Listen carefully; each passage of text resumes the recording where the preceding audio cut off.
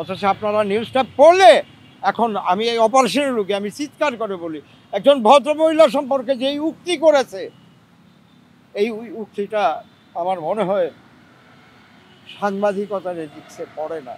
আপনি জানলেন না, শুনলেন না, একটা ফোন আমাকে করলেন না। প্রতিদিন রাত্রে 10টা থেকে 12টা পর্যন্ত এই ভদ্রলোকের সাথে আমার কথা হয়। আমি জানি অত্যন্ত বস্তুনিষ্ঠ সংবাদ উনি করে এসেছেন এবং একটি দায়িত্বশীল সাংবাদিক হিসাবে আমি তাকে চিনি এবং তার অবদানও আছে। আমি স্পষ্টভাবে সমগ্র জাতির সামনে আমি পরিষ্কারভাবে বলে দিতে চাই, 2006 সালে বাংলাদেশ চলচ্চিত্রে যে অশ্লীলতার আগ্রাসন ছিল, সেই সময় আমি 1 বছরে 5খানা ছবি করেছি। আমি নামগুলো পরে বলছি। এই 5টি ছবি নির্মাণের পিছনে আমার প্রচণ্ড ক্ষোভ জেদ ছিল, অক্লান্ত পরিশ্রম করেছি। এই 9 মাস আমি 1 ঘন্টা ঘুমিয়েছি, 1 ঘন্টা প্রতিদিন, 1 ঘন্টা, 4টা থেকে 5টা, 5টার পরে আবার আমি উঠে গেছি। বলার অর্থ একটাই, সেটা হচ্ছে এই ছবিগুলো রিলিজ হওয়ার পরে আমি ড্রাগস ফোর্সের মেম্বার মেজর হামিদ এবং আরও অনেকেই র্যাবের, এদের সাথে অনেক অপারেশনে আমি গিয়েছিলাম। আর বাংলাদেশ ফিল্ম ইন্ডাস্ট্রিতে একটি ভালো একজন মানুষ, তিনি প্রযোজক, খোরশেদ আলম খসরু, একের পর এক অপারেশন করে করে এই পাইরেসি এবং এটা প্রোটেক্ট করার জন্য চেষ্টা করেছে। তো প্রশ্ন হচ্ছে যে এগুলো যখন আমি ব্যস্ত এই 9 মাস, সেই সময় হঠাৎ করে আমার কাছে একটা ফোন আসলো। আমার ওয়াইফ ফোন করলো যে, বাবা, যে বাড়ি আমরা ফ্যামিলি বিক্রি হয়েছে, এই টাকাটা দিয়ে আমি একটা অ্যাপার্টমেন্ট কিনতে চাচ্ছি, নিতে তবে। কি চমৎকারভাবে গল্পগুলো দেখেন সাজানো হয়েছে।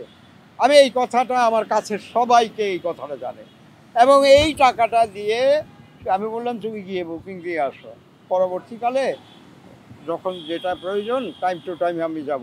কিন্তু এই নিকেতনের ফ্ল্যাটে আমার একটি টাকা ইনভেস্টমেন্ট হয়নি। আমার একটা টার্গেট ছিল একটি ছবি বানাবো, কিন্তু সেইটাও অনেক পরে হয়েছে। তো এই গাড়ি এবং এই ফ্ল্যাট সম্পূর্ণ তার টাকায়। অথচ আপনারা নিউজটা পড়লে এখন আমি এই অপারেশনের রোগী, আমি চিৎকার করে বলি, একজন ভদ্রমহিলা সম্পর্কে যেই উক্তি করেছে, এই উক্তিটা আমার মনে হয় সাংবাদিকতার এথিক্সে পড়ে না। আপনি জানলেন না, শুনলেন না, একটা ফোন আমাকে করলেন না। প্রতিদিন রাত্রে 10টা থেকে 12টা পর্যন্ত এই ভদ্রলোকের সাথে আমার কথা হয়। আমি জানি অত্যন্ত বস্তুনিষ্ঠ সংবাদ উনি করে এসেছেন এবং একটি দায়িত্বশীল সাংবাদিক হিসাবে আমি তাকে চিনি এবং তার অবদানও আছে। আজকে প্রায় 30-40 বছর সাংবাদিকতাই করেন। তো এইটা অন্তত ওনার দায়িত্ব ছিল। মানিক ভাই, এই কথাটা শুনলাম, এটা কতটা সত্যি, তাই এই ঘটনাটা ওনার ফেসবুক পেজে দিতে হতো না। তারপরে এই ঘটনাটা যখন আমি পড়ার সাথে সাথে তাকে ফোন দেই যে, এই আল্লাহর ওয়াস্তে ফেসবুক পেজ থেকে নিউজটা সরায় দেন। এটা আমার প্রেস্টিজ, আমার স্ত্রীর প্রেস্টিজ, এবং আমি এখন কি বলবো, আমি তাকে কিছু বলতেও পারছি না এবং কোনোভাবেই তাকে মানানো যায়নি।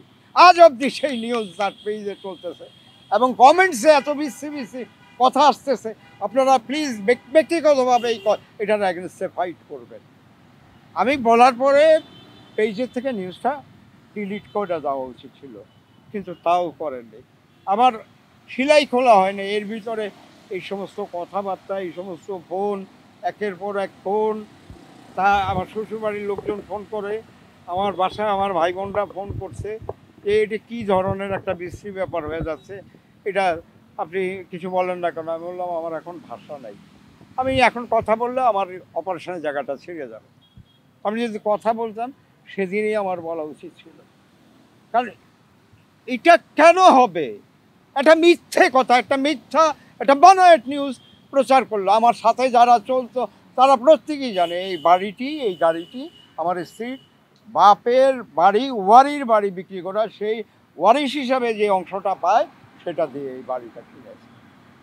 দুঃখ হলো এই ক্লান্ত শরীরে একটি কথা আমার বারবার বলতে ইচ্ছা করে, আসলে অনেক ঘটনা ঘটে যায়, নিরপরাধ নির্দোষ একটা মানুষকে এভাবে, আমি বাসায় কি সে আমার পাশে আমার সেবা করবে না চোখের জল ফেলছে, সেদিনের পর থেকে সে খাওয়া নেওয়া বন্ধ করে দিয়েছে।